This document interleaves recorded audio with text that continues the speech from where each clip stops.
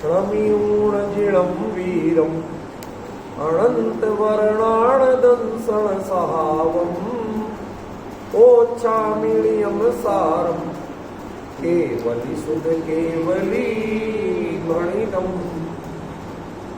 नियम सार परमागम है। इसमें अपनी 10वीं गाथा पिछले रविवार को चली थी सुबह शाम। थोड़ा सी चर्चा उसमें बाकी है, वो करके फिर आगे चर्चा लेंगे। 10वीं गाथा निकाल लीजिए। जीवो ओवो विमौ ओवो गोणाण दंसणो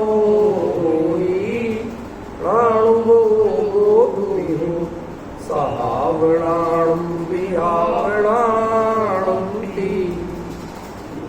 ज्ञान इसमें पूरा अर्थ इस प्रकार है। जीवो उपयोगमौ, जीव उपयोगमय है। अन्य गुण कितने भी हो और वो अन्य गुण भी उपयोगमय है। उनकी तन्मयता, उनकी पहचान उपयोग के कारण है और किसी कारण से नहीं है। और उपयोगोणाण दंसनो हुई, उपयोग ज्ञान दर्शनात्मक होता है, अकेला ज्ञानात्मक नहीं, अकेला दर्शनात्मक। फिर यहाँ पर कारणाणु ज्ञानात्मक और दर्शनात्मक दो अलग अलग नहीं होते, दोनों के मिश्रित रूप का नाम है। तो वस्तु में कोई मिश्रित नहीं होता। जैसे त्रिफला कहा तो त्रिफला में 3 है, तो रेशियो के कारण, उनके एक साथ सेवन के कारण, एक साथ प्रभाव होने के कारण जो अलग अलग ले तो उनका वो प्रभाव नहीं पड़ता। इस अर्थ में वहां पर एक कहा, कोई गुण की परिणति कभी एक नहीं होगी, ठीक है ना। तो उसमें जो ज्ञानोपयोग है उसको दो प्रकार का कहा था, सहावणाणम विहावणाणम। स्वभाव ज्ञान और विभाव ज्ञान, जानती। इति माने होता है इति, इति माने ऐसा। तो यहां अपनी चर्चा चल रही थी कि स्वभाव ज्ञान और विभाव ज्ञान ये क्यों, क्योंकि ज्ञान कभी विभाव रूप होता नहीं। अभी रास्ते में ऐसी विषय पे जो अपना प्रवचन सार में भी चल रहा है ना, उस पर थोड़ा चिंतन करते हुए आ रहा। तो एक सुंदर जानकारी आई, वो अभी आपको देता हूँ। विस्तार से चर्चा बाद में करेंगे जब प्रवचन सार का क्रम आएगा। उसमें कहा था कि ज्ञानम सुखम च परिणमम, ज्ञान और सुख ये 2 परिणमित होते हैं, ठीक है ना, अन्य को नहीं होता। क्यों? क्योंकि ज्ञान और सुख का कभी भी उपशम नहीं है। माने उनके आवरण बाधक कर्म है, उनका उपशम नहीं है। या तो क्षयोपशम होगा, या क्षय होगा, या उदय होगा, उपशम नहीं है। जबकि श्रद्धा के बाधक मिथ्यात्व का पहले उपशम, फिर क्षयोपशम, ठीक है ना। आप अन्य सभी के उपशम की बात पढ़ेंगे, लेकिन ज्ञान और सुख के उपशम की बात कहीं पढ़ो तो बताओ। मैं आपको विचार तो करना चाहिए ना, चिंतन अभ्यास तो होना चाहिए ना। हम किसी भी स्थिति में हो, हमें चिंतन का अभ्यास नहीं छोड़ना। तो वो चर्चा जो चलती है, भले ही अपनी 1 घंटे चलती है, लेकिन अभी आते आते एकदम ख्याल में आया, हमने कहा भाई आचार्य देव ने उन 2 के लिए क्यों, सभी गुणों का परिणम स्वभाव रूप हो रहा है उस समय कैवल्य अवस्था में, तो अकेले 2 के लिए प्रमुखता से आपने अलग चर्चा क्यों की? और वो ही परिणत होना शुरू हुए, पहले नहीं हुए थे। क्योंकि जो कर्म, जो बाधक कर्म है, उन बाधक कर्मों का यदि उपशम हो जाए तो उपशम भी एक बार स्वभाव रूप जैसा हो। तो सभी जानते हैं, उपशम की परिभाषा तो जानते हो, सच में नहीं जानते। किसे कहते हैं बताओ? उपशम किसे कहते हैं? तो फिर क्यों कहा के जानते? मैं यहाँ तो यही है, ये क्लास है, समझ में है ना। यहाँ तो हाँ कहीं तो पूछा जाएगा तुरंत और बताना पड़ेगा, नहीं है तो खुद पूछो यहाँ नहीं आता, झूठा हाँ मत भरो।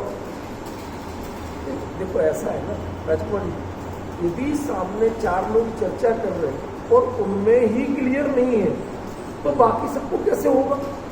अब मैं कैसे जानूँ कि किसको उपसम की परिभाषा आती है और किसको नहीं आती है? नवीन जी को आती है, उन्होंने कह दी हाँ आती, लेकिन हर किसी को नहीं है। कर्म का उपसम वो कहलाता है कि जहां कर्म सत्ता में मौजूद तो है लेकिन उदय में बिल्कुल नहीं है। ठीक है ना? तो उसके लिए पानी का दृष्टांत दिया जाता कि जैसे मैल पानी में था, उसको उन्होंने कतक फल फिटकरी वो डाली तो वो मैल खत्म नहीं हो गया, लेकिन वो पानी से नीचे बैठ गया, साइड में हो गया। आपको पानी बिल्कुल साफ समझ गए ना? तो ये जो कहना है उसका आप समझ रहे कि वो पानी एक बार तो उसने स्वभाव सत्ता में विद्यमान है, लेकिन परिणति में तो एक बार उसने स्वभाव जैसी अवस्था प्राप्त की।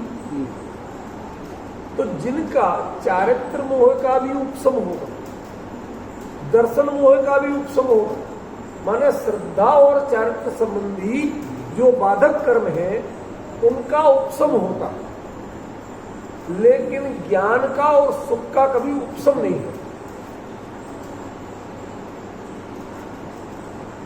उनका या तो होगा क्षोपसम, माने क्षोपसम नहीं है वो, उसका नाम है असल में उदयोपसम। कुछ का उदय और कुछ प्रकृतियों का उदय और कुछ प्रकृतियों का उपसम, माने दोनों चीजें चल रही हैं। समझ गए? तो या तो होगा क्षोपसम या सीधा क्षय, तो क्षय तो केवल ज्ञान है, कैवल्य है, तो उसके कैवल्य के पहले उपसम होता नहीं, तो क्या होगा? या तो उदय होगा या क्षोपसम होगा। क्षोपसम में भी उदय बना रहता है और उदय में तो उदय है ही नहीं।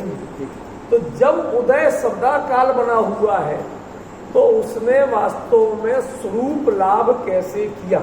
एक शब्द याद रखना, स्वरूप लाभ। स्वरूप लाभ माने जो उसका मूल स्वरूप जैसा है वैसा का वैसा अनुभव करना, वैसी दशा प्रकट होना। ठीक है ना? ये आपने छद्मस्त अवस्था में कैसे किया? कर ही नहीं सकते। क्यों? क्योंकि यहां उदय निरंतर बना रहता है। कोई राष्ट्रपति हो जाए, प्रधानमंत्री हो जाए, उसके बाद उसकी घर के लोग कितने सगे हों, वो भी खाना बना के दें तो पहले चेक, तो हम तो शक कर रहे, शक की कोई बात नहीं, यहाँ तो सिस्टम ही है। ये आपके बेटे होंगे, वो आप जानो और ये जाने। हमारी ड्यूटी है देश के प्रधानमंत्री के साथ है, और हमारी ड्यूटी है कि प्रधानमंत्री को जो कुछ भी खिलाया पिलाया जाए वो पहले हम चेक करें कि उसमें कुछ गड़बड़ तो नहीं। तो वो अब माँ बेटे का मिलन या उनका जो अपनापन, उसमें ये सिक्योरिटी मौजूद है जैसे, तो वो भी उदय हुआ कि नहीं? प्राइवेसी हुई कि नहीं? समझ गए ना? तो ऐसे ही कुछ प्रकृतियों का उदय बना रहता है। हर कर्म की 2 तरह की प्रकृति होती है, देशघाती और सर्वघाती। राजकुमार ये नाम सुना? सर्वघाती जो उसको पूरी तरह से बाधा देती, और देशघाती जो आंशिक रूप से बाधा देती। ठीक है ना? तो उनमें कुछ प्रकृतियों का उदय और कुछ का या तो जो उदय के साथ जो उपशम होता है वो पूरा उपशम नहीं कहलाता। समझ गए? वो तो मिक्स स्थिति है। उपशम में तो बिल्कुल साफ हो जाता, स्वरूप लाभ हो जाता। समझ गए? तो श्रद्धा और चारित्र की अपेक्षा छद्मस्त स्वरूप लाभ कर सकता है, लेकिन ज्ञान और सुख की अपेक्षा वो कभी स्वरूप लाभ नहीं कर सकता। ये विषय यदि समझ में आ जाए तो आज आपको बहुत, वो प्रवचन सारथी में चल रहा था उसका सारा भ्रम निकल जाता है। कि आचार्य देव दो ही क्यों कहते? समझे? कि हम वस्तु स्वरूप पर विचार करें, करणान योग जिससे करो, वो सब चीजें आके एक जगह ही मिलेंगी, क्योंकि ज्ञानियों के वचन में परस्पर विरोध नहीं है। आपको समझ में विरोध लगता है, यह अलग बात है। उस समय प्रश्न उठा तक नहीं उठा कि साहब फिर अतीन्द्रिय क्यों नहीं कह सकते हम?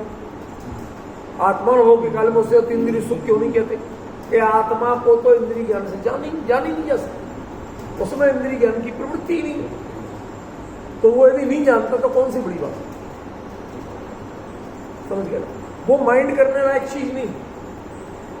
लेकिन उसके अलावा जिस किसी को भी जानोगे तो उसमें इंद्रिय की प्रवृत्ति के बिना कोई छद्मस्त नहीं जा सकता।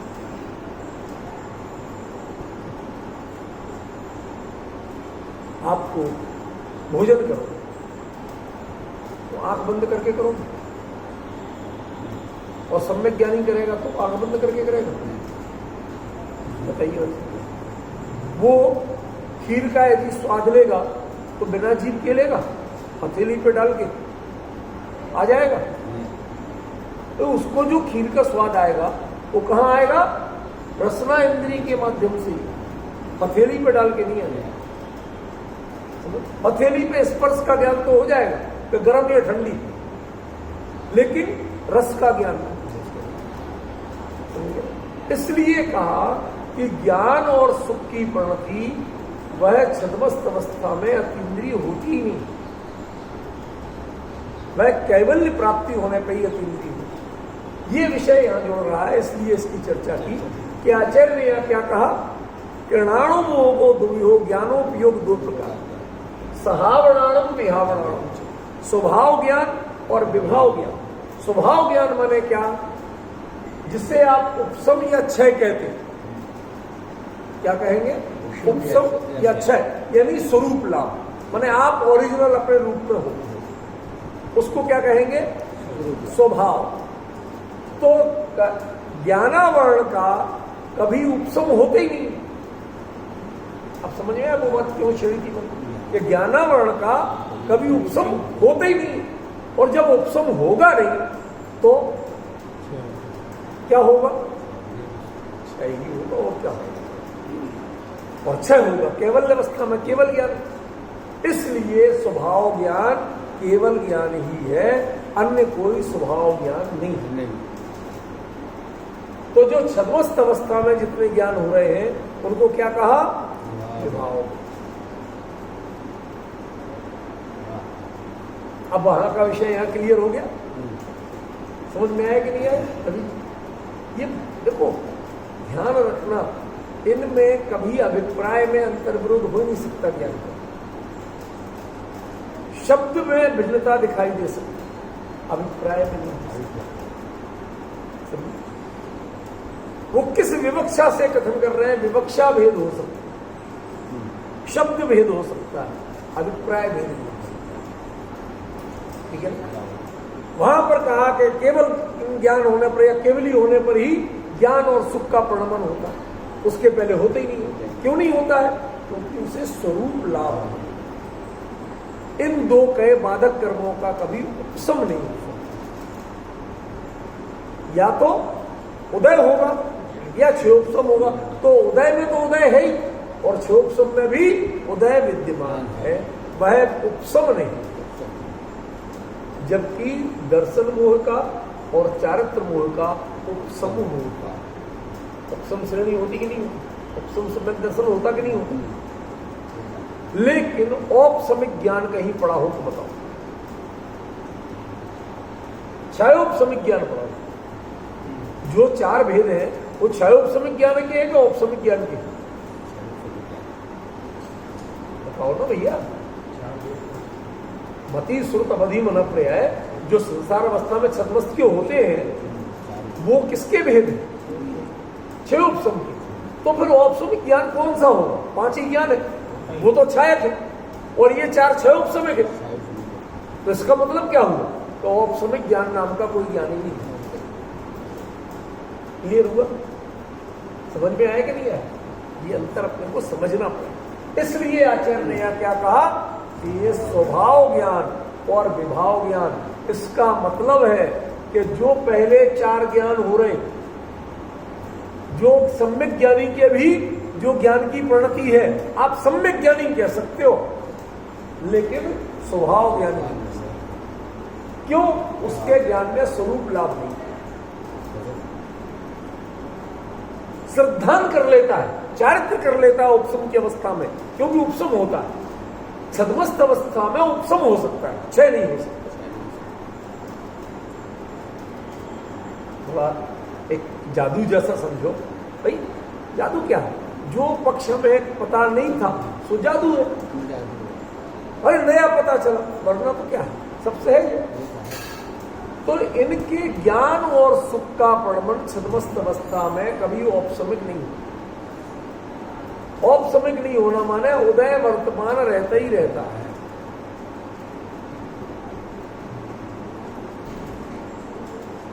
लगभग ऐसा समझो भाभी, आसान समझने का तरीका बताओ कि आप जब साधारण छोटे से अधिकारी होते हैं, अकेले रूम में बैठते हैं, कभी बुलाओ तो कोई आ जाए, भैया आ जाए, पानी पिला जाना, कोई रहता नहीं।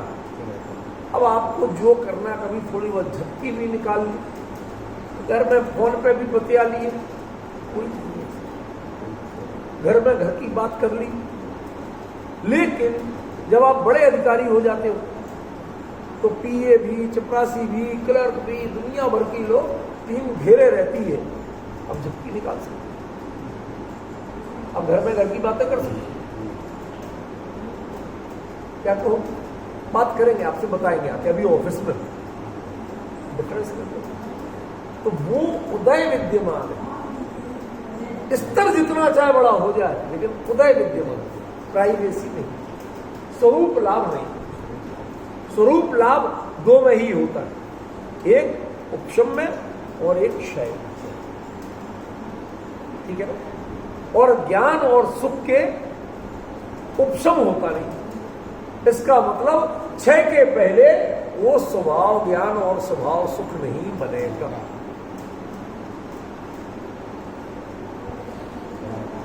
इस टोटली मिरेकल, अभी तक इस दृष्टि से सोचा नहीं था। शास्त्र में तो सब दिया, लेकिन अलग से ऐसा करके नहीं दिया। जो टीकाकारों ने भी प्रवचन सार में जो लिखा, वो किसने ये पक्ष नहीं बताया कि भाई अब ज्ञान और सुख का प्रणव क्यों शुरू किया, या यहां पर उसे स्वभाव ज्ञान, अकेले केवल ज्ञान को स्वभाव ज्ञान क्यों कह दिया। जो सम्यक ज्ञानी जीव है, आत्मानुभवी है, उसको स्वभाव ज्ञान की जगह विभाव ज्ञान क्यों कह। और जब है ही विभाव ज्ञान छद्मस्त अवस्था में, तो उसके ज्ञान का प्रमाण कैसे होगा? फिर तो ज्ञान का प्रमाण कब शुरू हुआ? जब स्वभाव ज्ञान हुआ या स्वरूप लाभ हुआ, केवल हुआ, तभी ज्ञान का प्रमाण शुरू होगा ना। उसके पहले कैसे शुरू होगा? पूरी पिक्चर समझ में आ गई। ये जो चर्चा है, अब सोचो कि आप श्रेणी आरोहण के काल तक कौन हो? विभाव ज्ञान वाले हो, स्वभाव ज्ञान वाले। श्रेणी पूर्ण होती है तब स्वभाव ज्ञान शुरू होता है। कैवल्य प्राप्ति हो, स्वभाव ज्ञान को केवल ज्ञानी क्यों नहीं कहती है? ऐसा है कि कुछ जब समझाना होता है तो इसी तरह वर्गीकरण कहा जाता है। केवल ज्ञान की परिभाषा लोकालोक को जानने वाला ज्ञान, ठीक है ना। लेकिन उसका असली स्वरूप लाभ है, वो अपने में है, पूर्ण निर्मल है, ज्ञानावरण से बिल्कुल रहित है। ये चीज क्लियर नहीं है ख्याल में ना। केवल ज्ञान को हम जानते हैं, जो लोकालोक को सबको जानता है, अरे वो अपने आप में क्या है? एक का परिचय आपने सारी दुनिया के हिसाब से जाना कि दुनिया उसे किस नजर से देखती, लेकिन आप किसके घर में लोग किस नजर से देखते? बहुत से लोग हैं जितने बड़े पद वाले हैं, उनको दुनिया पूजती है, उनके घर के लोगों से पूछो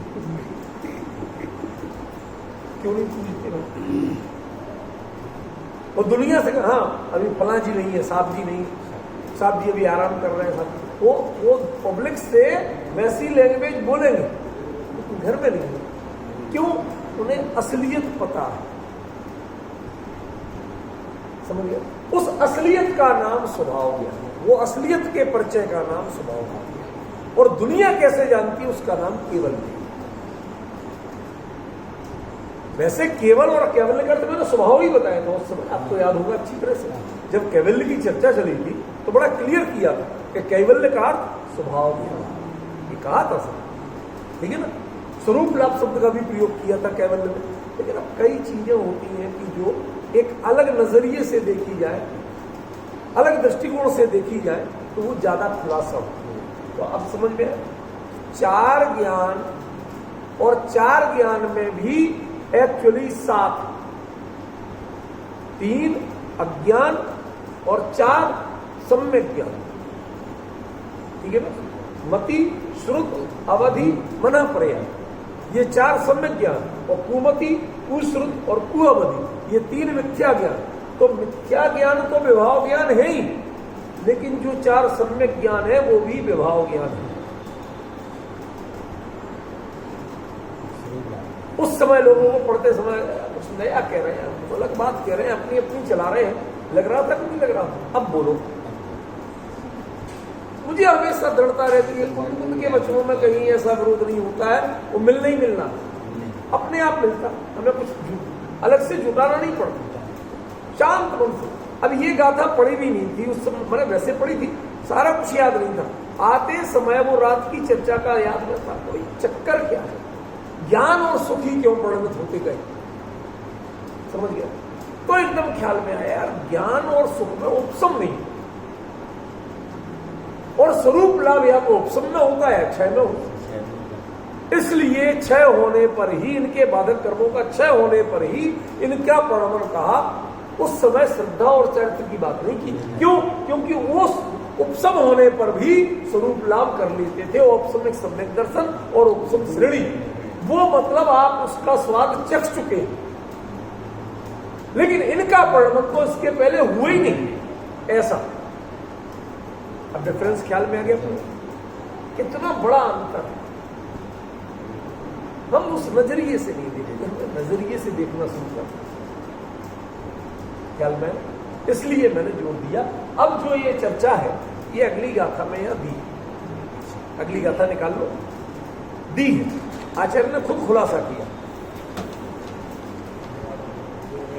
2 गाथाएं एक साथ है। केवल मिंदिय रहियम असहायम तम सहावणाणम शरणालय इधर वियप्पे विहावणाणम हवे दुविहम शरणाणम चौभेयम मदिसुदो ही तहेव मणपज्जम अर्णाणम तिवियप्पम मदियाई भेद दो चेव। वही बात आ गई क्लियर। तो इतनी प्रैक्टिस समझ में आने लगी, ऐसा नहीं है बिल्कुल पहले जैसे नहीं रह गए। हाँ, पहले से तो बेहतर हो गए, भले ही ठीक है 100% नहीं हुआ। क्या? केवल इंद्रिय रही हम, केवल ज्ञान इंद्रिय रहित होता, अतीन्द्रिय होता, उसके पहले इंद्रिय के बिना प्रवृत्ति नहीं होती। यही बात आ गई वहां। केवल इंद्रिय रही हम असहाय, और दूसरा वो असहाय माने केवल है, वो किसी के मदद की जरूरत नहीं, उसे ज्ञानावरणी के क्षोभसम की जरूरत नहीं, ठीक है ना। तम सहावणाणम, वही अकेला स्वभाव गया, इकलौता स्वभाव गया, ठीक है। अब तो क्लियर हो रहा, जो बात वहां की थी वही बात यहां हो रही। तम सहावणाणम, वही अकेला स्वभाव गया। संलाण इधर वियप्पे, और सम्यक ज्ञान और इधर माने उसके विपरीत, ठीक है ना, माने मिथ्या ज्ञान को, अज्ञान को।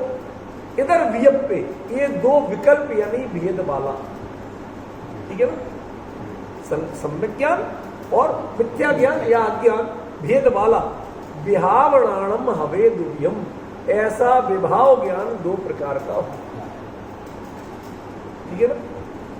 सम्यक ज्ञान और मिथ्या ज्ञान या अज्ञान, तो उसको कहते हैं शरणाणम चौभेयम।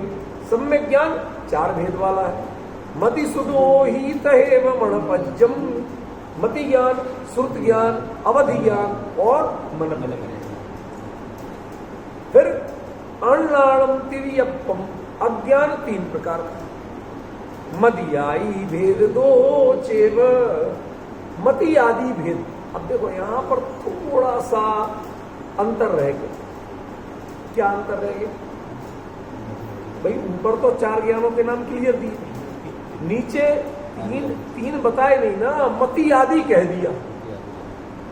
तो मति आदि से भी पूरा ले तो सब आ जाना चाहिए, मन पर भी आ जाना चाहिए। प्रश्न समझ में नहीं आया, चलो मैं लिख के बताऊं। नहीं आया तो देखो ये बोर्ड है, होता ही काय के लिए, ये इसीलिए होता है असली टीचिंग। देखो उन्होंने लिखा सर्णाणम चतुर्भेदम मति सुद ओही कहेव मण पज्जम।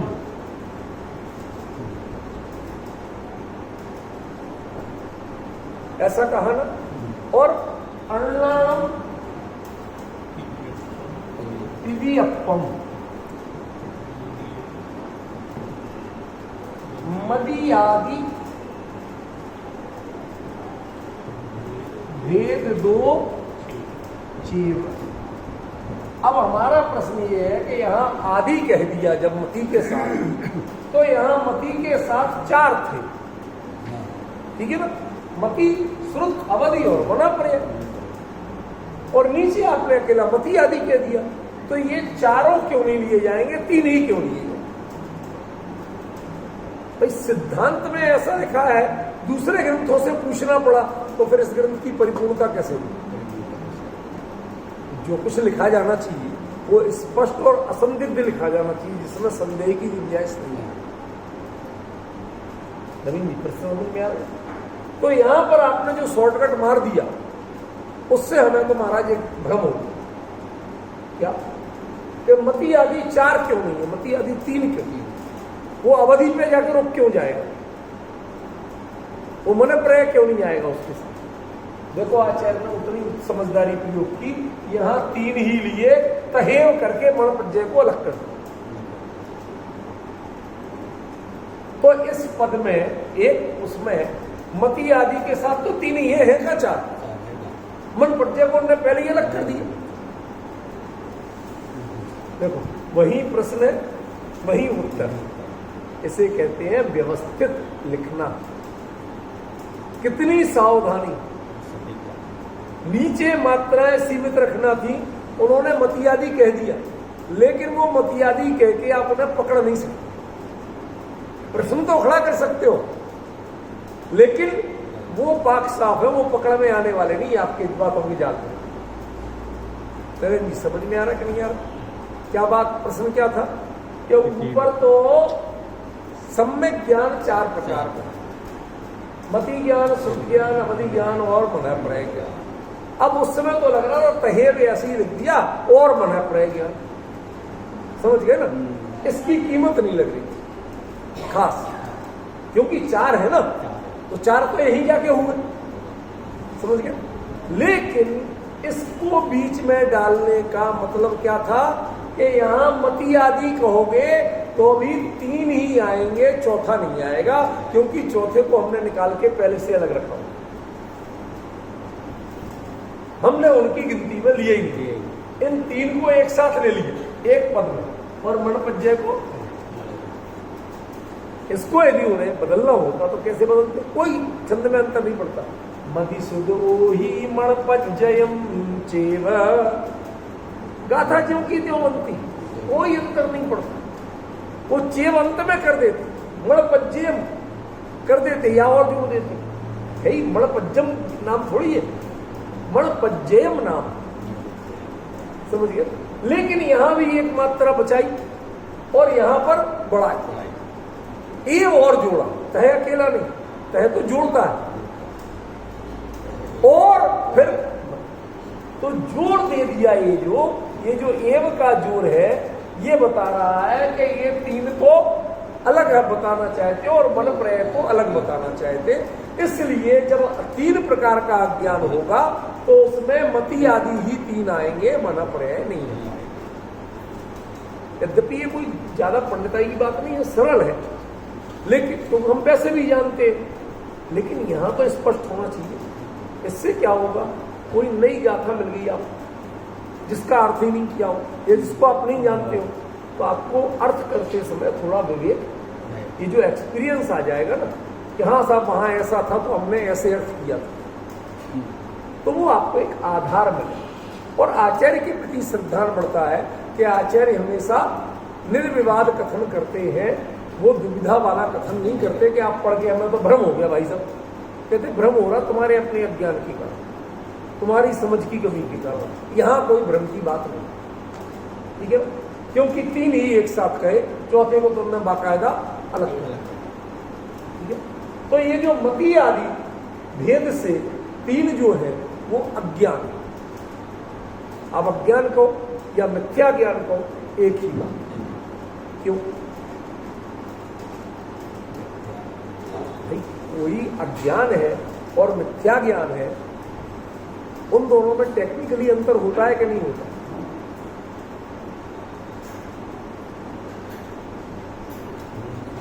आप बताओ, इन लोगों को नहीं पूछ रहे, तो अभी ये तो ऐसे ऐसे ऐसे ऐसे ऐसे दोनों तरफ से हिलाने वाले लोग होते थे। बेसिकली ज्ञान में नहीं है, ज्ञान को टेक्निकली बात करो आप, ये बात आपकी टेक्निकली नहीं, उत्तर भ्रांत मानना।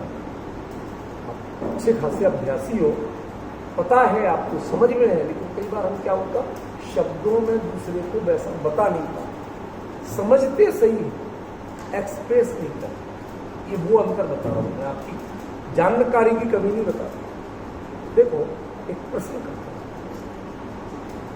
बंद के 5 कारण, ठीक है, मिथ्या प्रवृत्ति, प्रमाद, कसाय, योग, ठीक है,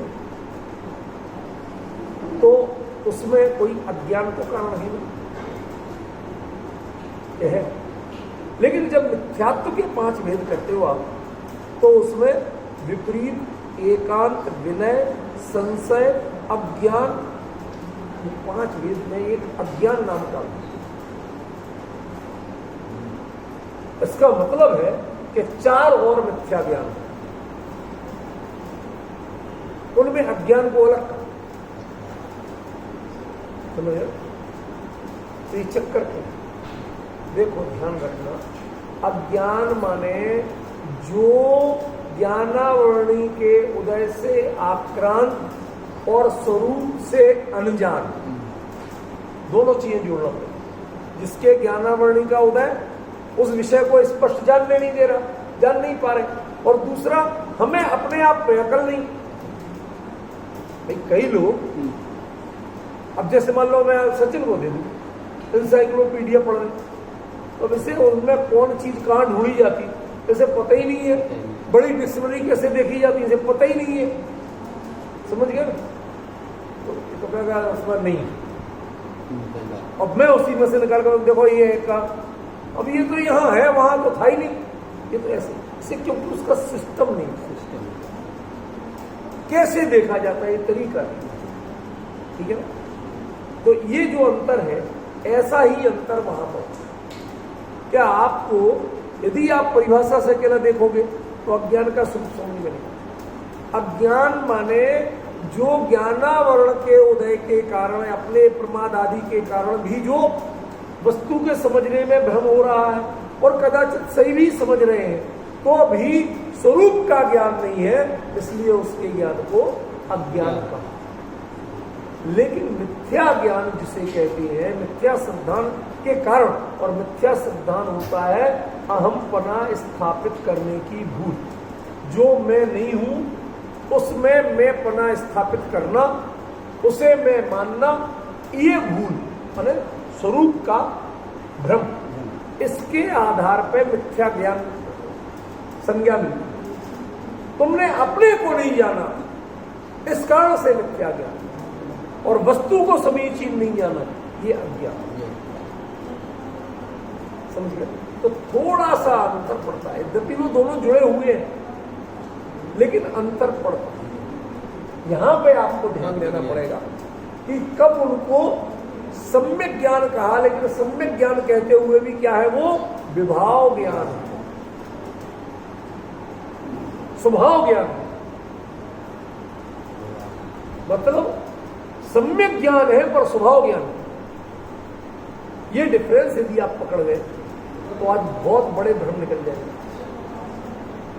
हमारे लोग उतनी बारीकी से पकड़ना नहीं जानते, शास्त्र का स्वाध्याय नहीं जानते, और इसकी सबसे बड़ी कमजोरी कि जो मूल आचार्य, जो सूत्रधर आचार्य, शब्द ध्यान देना रचना, जिन्होंने भगवान की वाणी जितने नजदीक से मूल से जिन चीजों को जाना है, और एक बहुत बाद में सुन रहे हैं लोगों से कहा सुनी में, अब आज के शास्त्रीय विद्वान जिनको धेला का खुद ही पता नहीं होता, रट के खाली परीक्षा देके पास होते हैं, और मत मानो मैं कोई, हमारे राजकुमार जी लोगों पहले जयपुर से यहाँ आते थे दशरथ को, अब आने के नाम पर सब घबराते हैं, कहते वहां राजकुमार जी बैठे,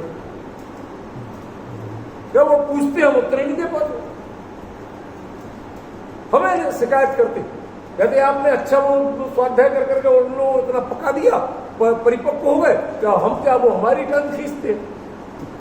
डिफरेंस समझना, अंतर पड़ता है। तो ये आज के शास्त्रीय विद्वान कहने को तो शास्त्री हैं, प्रवचन भी कर लेते हैं, लेकिन वो आचार्य की मूल गाथा का, उन्हें सब जो कुछ टीका में नीचे अनुवाद में जो लिखा वो पढ़ के सुना सकते हैं, थोड़ा पढ़ेंगे और 4 किस्से कहानी सुनाने लगेंगे, दृष्टांतबाजी शुरू हो जाए, समझ गए, इधर उधर के रेफरेंस देना शुरू हो जाए।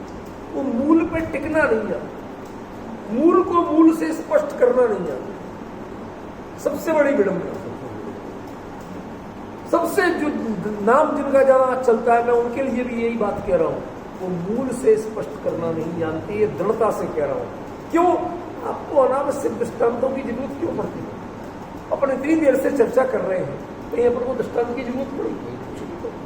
मूल विषय मूल से स्पष्ट हो रहा, उनका प्रयोजन बहुत बात होती है पैसा कमाना, आप समझो।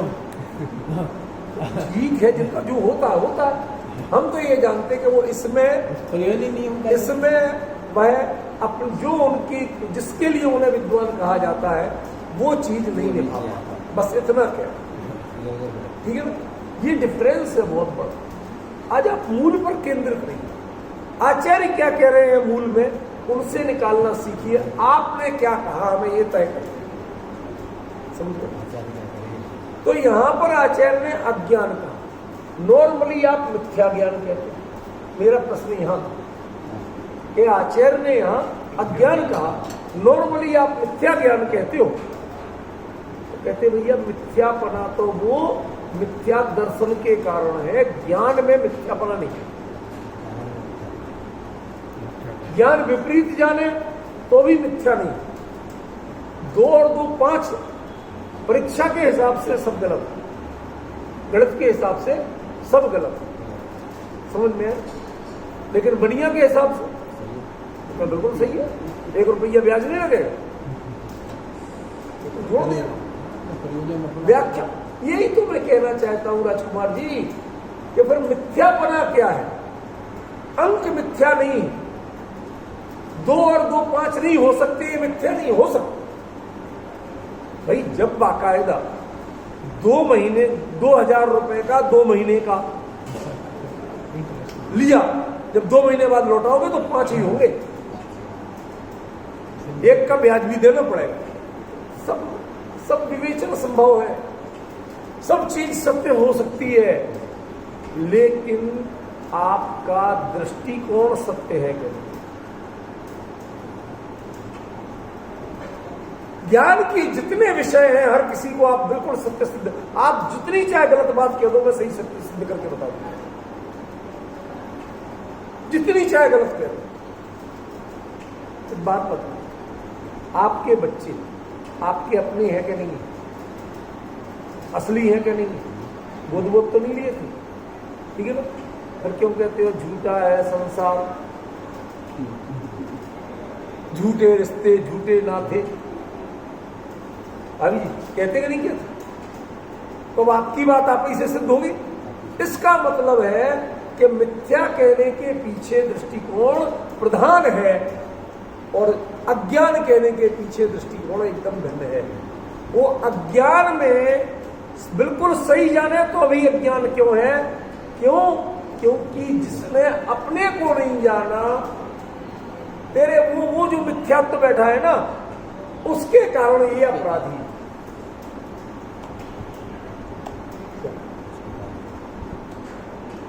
कई बार ऐसा हुआ, कश्मीर की एक सही घटना बताता हूं आपको। एक का इंटरव्यू सुना मैंने, पिता का, दर्जी था, कपड़े सिलता और वो बारीक काम करता था, तो कश्मीरी कढ़ाई वगैरह की।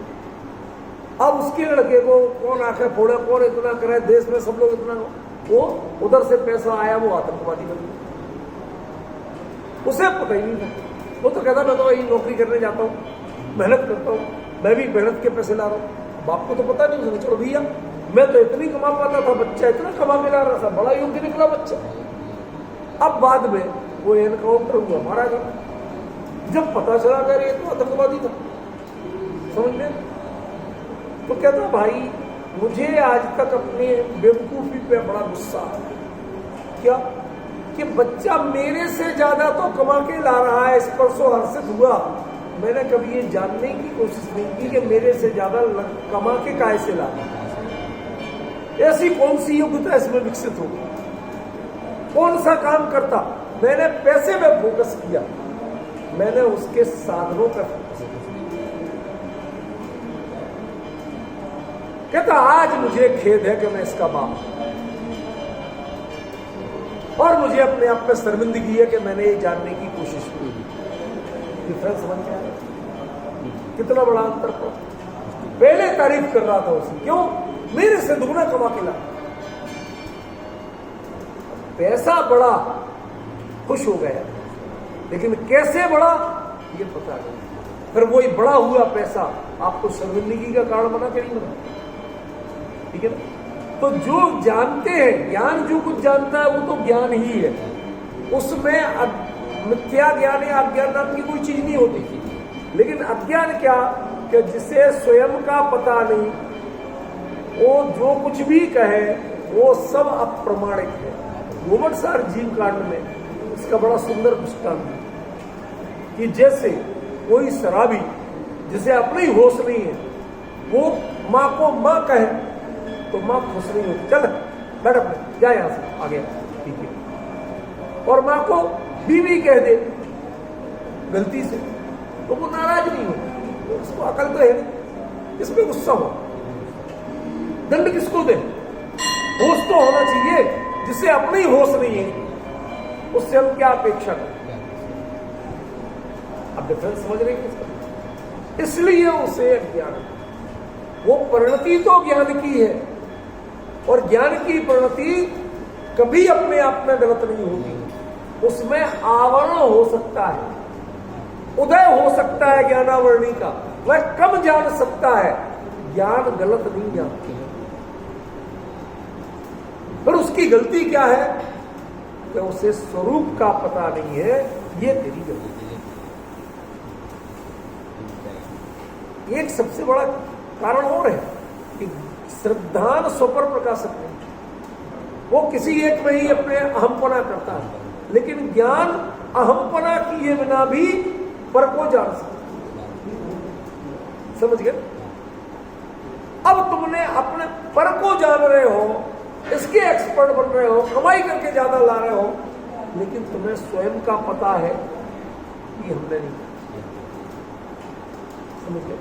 तो उसका अज्ञानपना स्वरूप का अज्ञान। देखो, स्वरूप को नहीं जानना ये अज्ञान है, और स्वरूप से विरोधी को अपना मानना, पर को अपना मानना, ये मिथ्या है। समझ गए? तो ये दोनों गलती करते हैं, अज्ञान भी और मिथ्या भी। लेकिन टेक्निकली उसे आचार्य ने अकेला अज्ञान कहा। क्यों? क्योंकि ज्ञान ना अपने आप में सम्यक होता है, ना मिथ्या। वो सही जानता है तो अभी मिथ्या दृष्टि का ज्ञान, मिथ्या ज्ञान, और गलत जान ले तो अभी सम्यक दृष्टि का ज्ञान सम्यक ज्ञान है, क्योंकि वो अपने नॉलेज जो जानकारी है उसके आधार पे वो सम्यक मिथ्या नहीं होता, वो श्रद्धा के आधार पर सम्यक है। जब ज्ञान की परिणति ज्ञान से ही पहचानी जाए, ज्ञान की प्रामाणिकता ज्ञान से हो, तो वो तो सिर्फ एक ही है। कौन सा? केवल तो एक ही है, वो दूसरा नहीं। समझ गया? वो अपने आप में स्वयं प्रमाण, बाकी को चार को क्या कहोगे? मधुसूदोई मणपज्जम, क्या इनके अस्पष्टता विद्यमान है, पूरी तरह स्पष्ट नहीं, इनमें कमी ये है, और इनमें क्या अस्पष्ट भी है और स्वरूप का ही पता नहीं। समझ गया? इसलिए इनको अज्ञान कहा और इनको स्वभाव को क्या नाम सम्यक ज्ञान कहा, लेकिन दोनों में स्वभाव ज्ञान किसी को नहीं कहा, क्योंकि ज्ञान स्वभाव जैसा है वैसा परमत ना तो ये जानते हैं और ना ये जानते हैं। ये सावरण है और ये मिथ्या। जो क्लैरिफिकेशन आचार्य ने यहाँ जिस तरह से किया, अब समझ में आया कि स्वभाव ज्ञान और विभाव ज्ञान जो उन्होंने भेद किए थे, क्यों किए थे? कहीं लिखे नहीं मिलते, सब जगह प्रत्यक्ष परोक्ष मिलेंगे। समझ गया? सब जगह सम्यक ज्ञान मिथ्या ज्ञान मिलेंगे, लेकिन ये वर्गीकरण कहीं नहीं। समझे कि नहीं समझे? इस वर्गीकरण की एक अलग महत्ता है। ठीक है, अब देखो गौर करके कि मति आदि भेद दो त्रियप्पम अर्णाम, मति आदि के भेद से तीन प्रकार का जो है वो अज्ञान है। तो जिन्हें आत्मज्ञान नहीं है, जिन्हें उसके प्रति कभी प्रयास भी नहीं हुआ, सिर्फ शास्त्र ज्ञान है, शास्त्री है अकेले, समझ गए ना, उनको क्या कहा जाए? मैं अन्यथा नहीं ले रहा, नाम नहीं लूंगा। एक प्रसंग, हम लोग जब पढ़ते थे जब, तो वहां किसी की शादी थी, तो बहुत सारे विद्वान इकट्ठे हुए, बहुत सारे विद्वान इकट्ठे हुए। तो उसमें अब वो एक जो अपने नाम के साथ शास्त्री लगाते थे, हम लोग तो पढ़ रहे थे, हुए नहीं थे, और वो पढ़ रहे थे, वो तो पहले से बने हुए। तो लोगों ने कहा भाई शास्त्री विद्वान, शास्त्री। तो किसी ने कहा व्यंग में, तो भाई साहब यहाँ शास्त्री विद्वान तो एक ही, क्यों? जिनके साथ स्त्री है वो शास्त्री। भाई व्यंग करने का तरीका, हम लोग का एक शास्त्री,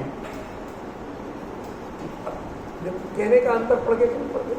मैं यही बताना चाहता हूं, जैसे वो जिन्होंने शास्त्र का मर्म ही नहीं जाना, पंक्ति सुनाई, ऐसे ही शास्त्री। समझ गए? जिन्हें स्वरूप का ही पता नहीं है, तो उनके जितनी पंडिताई है वो किस श्रेणी में आएगी? वो किस श्रेणी में आएगी? हजारों शास्त्र की गाथाएं याद होना किस श्रेणी में आएगा? अज्ञान। शास्त्र की गाथाएं अज्ञान नहीं है, लेकिन उसकी जो क्रेडिबिलिटी है, उसका जो श्रेय आपको मिल रहा है, कहते आप उस श्रेय के लायक हो ही नहीं। क्यों? क्योंकि आपका ज्ञान अज्ञान रूप है।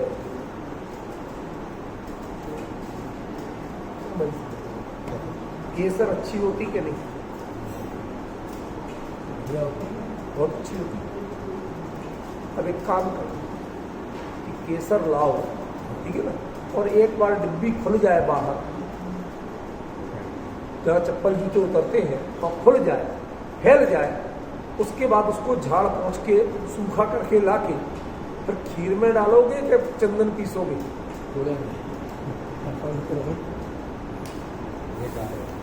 अब अंतर समझ में आ रहा है कि नहीं आ रहा? क्या क्या? तो पंक्ति तो शास्त्र की है, पंक्ति गलत नहीं है, लेकिन जिसे स्वरूप के बारे में अता पता नहीं है, उसकी रुचि भी वास्तविक नहीं है, सिर्फ शास्त्र की शब्दों की पंडिताई करते हैं, वक्तृता की पंडिताई करते हैं, व्याख्यान दे दे के अपने आप को बड़ा मान रहे हैं, वहां पर कह रहे हैं कि भाई जरा विचार तो करो, ये तो ठेठ अज्ञान है। अभी जी ठेठ अज्ञान है, कुछ नहीं आता ऐसे। सच बताओ कौन पंडित मानने को तैयार? प्रयोजन होता है ना जी। प्रयोजन कुछ भी बना रहा है राजकुमार जी। मैं तो आचार्य ने क्या कहा उसके अनुसार बात कर आपको रहा हूं। शास्त्रियों की बात बता रहा हूँ। हाँ तो मैं भी तो वही कह रहा हूं कि वो अपना कुछ भी मानते रहे, अपने आप को कुछ भी मानते रहे, लेकिन वस्तु स्थिति क्या है, ज्ञानियों की नजर में स्थिति क्या है? वो कहते आप सब कर ले, उस स्वामी भी हमारे यहाँ शादी में, मैंने कहा वो तो तैयार है आप सब करने को, आप हो आप सब कपड़े त्यागो, नंदमुनि बनो, अब मोक्ष को चलो, मेरे साथ चलो। तो बस वो पैसे कैसे मिल रहे वो मैं तो भी देख के आया हूँ सारे सब पता है, आपने सब जानते हो। मैं जो बात कह रहा हूँ वो वहां फोकस करो कि वो शास्त्र की पंक्तियां क्या ज्ञान रूप है कि बिल्कुल नहीं। बिल्कुल शास्त्र की पंक्तियां तो ज्ञान रूप ही है, लेकिन यदि स्वरूप का पता नहीं है, जिसे अपने ही होश नहीं है, उसके सही वचन शास्त्र के वचन भी ठेठ अज्ञान, ठेठ अज्ञान है, प्योर अज्ञान। आप कोई ऑप्शन नहीं ले सकते, कोई विकल्प नहीं ले सकते, आपको कोई बचने का रास्ता नहीं छोड़ा है, ठेठ अज्ञान। और जब स्वरूप के साथ होगा तो कदाचित शास्त्र की पंक्ति कम भी पता हो, उच्चारण गलत भी हो, तो भी सर्वनाम। ये जो अंतर है, ये अंतर आपको अच्छी तरह पहचानना पड़ेगा। मति श्रुत अवधि ये प्रोसेस का नाम है। मति श्रुत अवधि ये वास्तव में ज्ञान नहीं है। ये जो संज्ञाएं है ना, ये साधनों के ऊपर है। क्या आप जाना, कैसे जाना? क्या तद इंद्रियान इंद्रिय निमित्तम, इंद्रिय और इंद्रिय दोनों के सहयोग से जाना मति ज्ञान हो गया। श्रुतम और इंद्रिय से अकेले मन से जाना तो श्रुत ज्ञान हो, ठीक है। देश काल भाव आदि की मर्यादा के साथ जाना अवधि ज्ञान हो। दूसरे के मन में स्थित बात को जाना मन प्रेम। ये जो आपने ये कंडीशन से या ज्ञान के भेद, किसके भेद है? ये तो कंडीशंस है ना, किन परिस्थितियों में किनका सहयोग लिया, ये सब अलग बात है भाई साहब, ये मुद्दा नहीं। ज्ञान तो ज्ञान, ठीक है। तो ये 4 प्रकार के हो चाहे 3 प्रकार के, इनमें असली मुद्दा क्या है? एक अकेला ज्ञान ऐसा है कि जो सिर्फ आत्मानुभवी के ही होता है, आत्मानुभव से रहित व्यक्ति के होते ही नहीं होते, ठीक है ना। इसलिए जिसे प्योर माने निर्विवाद सम्यक ज्ञान है तो वो मन पड़े, क्योंकि वो मिथ्या दृष्टि के होता है। और बाकी की 3 जो है परिणतियां, वो सम्यक दृष्टि के भी होती है और मिथ्या दृष्टि के। ख्याल में? तो ये जो असली मुद्दा क्या हुआ, क्या असली मुद्दा हुआ संज्ञानम और अणनम। स्वरूप का ज्ञान है तो संज्ञानम, स्वरूप का ज्ञान नहीं है तो अणनम। स्वरूप का ज्ञान है और दुनिया के बारे में अंट संट भी बता दो, शब्द ध्यान में, ना दुनिया के बारे में कोई अंतर नहीं, सब भी सम्यक ज्ञान। और स्वरूप का आता पता नहीं और दुनिया के बारे में बिल्कुल परफेक्ट बताता है, तो भी बहुत साल पहले मैं बहुत छूटा, मेरी बड़ी बहन जो थी, तो वो उनके कॉलेज का टूर आया आगरा, ताजमहल आया वो। अब वो आगरा आए लेके, तो साथ में उन लोगों ने, कोई आगरा में क्या क्या दिखाया जाता, उन्होंने पागल खाना भी प्रसिद्ध था, तो वो भी दिखाने लगे। टूर वाले है ना, उनको क्या टाइम पास करना, दिन तो बिताना। शाम की ट्रेन थी, इक्का दुक्का ट्रेन चलती थी पहले अस्सी में, तो उन्होंने ले गए। तो हमारी बहन बता दी, तो वहां गए तो एक व्यक्ति अपने कपड़े पे उन्होंने कोका कोला चली थी, तो उसके दुनिया भर के ढक्कन लेके और उसने टाँक रखी छेद कर, और इतना शानदार लेक्चर दे रहा, इतना शानदार, फला मेडल मैंने और इंग्लिश में हिंदी में इस युद्ध में जीता, ऐसा हुआ वैसा हुआ, इतने लोग आए थे, इतने लोगों को ऐसे मारा, सारा बता मेडलों, बड़ा ही सूरबीर था, बिल्कुल कर्नल जैसा बोल रहा और इतना शानदार भाषण दे, और साथ में कह रहा मैं प्रधानमंत्री हूं। तो वो लोग बताते, एक बार नेहरू जी भी आए थे यहाँ आए, तो वो कहने लगा एक और आया, क्या बोला, एक और आया, तो नेहरू जी को गुस्सा आ गया, और मैं प्रधानमंत्री हूं। कहते यहाँ आने वाले सब ऐसे ही कहते हैं, कहते यहाँ जितने हैं कोई प्रधानमंत्री से नीचे नहीं है, सब प्रधानमंत्री। अब शब्दों से, नाम से, पद से कैसे पहचानोगे कि वो अड़नाड़ो में क्या सड़नाड़ो में? जिसके शब्द, क्षयोत्सम और पद जितने चाहे ऊंचे हो, फॉलोअर जितने चाहे हो, जितना चाहे पूजता हो, तो भी अड़नाड़म हो सकता है यदि स्वरूप का आता पता नहीं। और यदि ये है और कदाचित वो उन सब चकाचौंध में फेल हो, तो भी शरणागत। इसलिए मुद्दे की बात करो, व्यर्थ की बातें मत करो। तत्व का निर्णय होता है क्या? अरे तुम्हें स्वरूप का नहीं सी, कम से कम ज्ञानियों के वचनों का, ज्ञानियों के अभिप्राय के अनुसार निर्णय होता है कि नहीं? ज्ञानियों के अभिप्राय को प्रॉपर पकड़ पाते हो कि नहीं?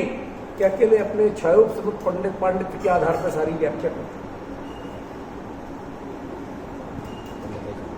मैंने आपको बताया था एक दिन, नवीन जी याद होगा आपको शायद, कि जयपुर में जब हम लोग पढ़ने पहुंचे तो वहां एक पंडित जी आते थे, ब्राह्मण पंडित जी, व्याकरण पढ़ा रहे।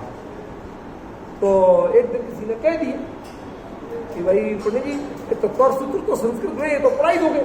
हम पढ़ा देंगे, संस्कृत में तो कुछ भी ले आओ पढ़ा देंगे, हमें कुछ कठिन नहीं है। अब उन्हें ये सोचा नहीं था कि ये दर्शन की अलग टर्मिनोलॉजी होती है, अलग तरीका हो।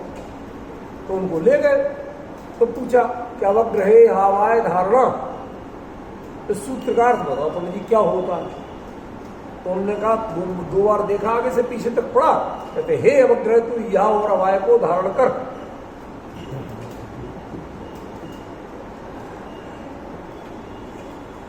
अब बताओ क्या हुआ? ये क्षयोपसमक पांडित्य से कुछ नहीं है। सही जान ले तो कीमत नहीं, गलत जान ले तो बुराई। इसका अज्ञान पने का कारण स्वरूप का अज्ञान। यहां तो अंतरंग की रुचि ही नहीं, अध्यात्म की चर्चा करते हैं लोक के लिए और धन के लिए। सब जो राजकुमार जी कहते सबसे बड़ी विडंबना है लोक रंजन। कितने हमारे फॉलोअर बनते हैं, कितनी तालियां पड़ती हैं, एक इसके लिए और दूसरा कितना माल मिलता है इससे। ये सबसे बड़ी विडंबना। आप कम से कम ज्ञानियों के वचन विनम्रता से उनके अभिप्राय के अनुसार पढ़ना सीखो, रुचि बनाओ, अपनी प्रवृत्ति बनाओ, तो भी आपको हम कुछ अच्छा माने। कम से कम वो नहीं सही तो उसकी दिशा में तो माने। पर आज विडंबना ये हो गई कि वहां की दिशा ही नहीं है, ठेठ अज्ञान बस रहा। अब मैं बताऊं, आप कल्पना कर सकते हो संजय भाई, जब एक मुमुक्षु विद्यालय के सबसे बड़े पंडित ने जब ये शब्द कहे कि जो विद्वान समाज से पैसा लेते हैं वो धर्म की कमाई लेते हैं, पाप की कमाई नहीं लेते। माने निर्माल्य को धर्म की कमाई, वो तो पवित्र धन है, ऐसा बोल। शर्म से डूब मरने की बात लगती है। ये मानसिकता आप गुरुदेव से यही सीखा था कि आप ये सब ये प्रवृत्तियां बताती हैं कि आपकी रुचि, आपकी दिशा अज्ञान की है, सज्ञान की। ये हमें उद्देश्य ये है, हम किसी की समीक्षा करना उद्देश्य नहीं, लेकिन जो विषय आएगा उसके अनुसार स्पष्टीकरण तो किया जाएगा, ठीक है। तो ये अपने को अच्छी तरह समझना पड़ेगा, इसमें कोई दूसरा ऑप्शन नहीं है। इसकी विशेष चर्चा इन्हीं दोनों गाथाओं से, पिछली गाथा के साथ रात को अपनी अलग से चलेगी, उसको भी अपन सुनेंगे। आज